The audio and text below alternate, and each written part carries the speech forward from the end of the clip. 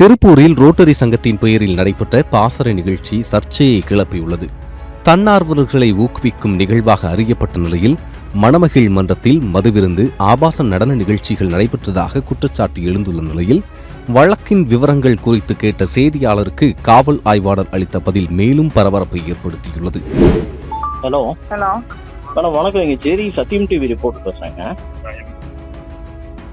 சொல்லுங்க மேடம், இப்போ அந்த சொர்க்கம் ஹோட்டல் இருக்கு இல்லைங்க, அந்த பூண்டி ரிங் ரோட்டில், அது வந்து நேற்று வந்து அந்த பர்மிஷன் இல்லாமல் ஆபாச நடனம் எல்லாம் நடத்திட்டான்னு சொல்லி வாட்ஸ்அப்பில் வீடியோ வந்துருந்துச்சு. இது அது சம்மந்தமாக ஏதாச்சும் கேஸ் கீது போட்டிருக்காங்க மேடம்? அது ஃபுல்லாக ஸ்ப்ரெட் ஆகிடுச்சு. ஆமாம், போட்டிருக்கீங்க. யார் மேலே மேடம்? ஓனர் மேலே போட்டு நீதி, சொர்க்கம் நீதி மேலேங்களா? ஓகே, சரிங்க மேடம். என்ன செக்ஷன் ஏதாவது தெரியுமா மேடம்? அது ஃபுல்லாக அங்கே போயிடுச்சு போல். நாம சார் அதெல்லாம் நாங்கள் சொல்ல முடியாதுங்க சார், சொல்லக்கூடாது. போட்டிருக்குன்னா நான் நீங்கள் ரிப்போர்ட்டருங்கிறனால அந்த மரியாதைக்காக சொல்கிறேன். வழக்கு பதிவு செஞ்சிருக்கு. இல்லை என்ன செக்ஷன்னு கேட்டேங்க, வேற ஒன்றும் இல்லை. என்ன செக்ஷன்னு கேட்டேன், வேற ஒன்றும் கேட்கலீங்க. சரிங்க மேடம், நான் கேட்கிறோம். திருப்பூர் திருமுருகன்பூண்டி அருகே நடைபெற்ற ரோட்டரி பாசறை நிகழ்ச்சியை அமைச்சர் செங்கோட்டையன் துவங்கி வைத்தார்.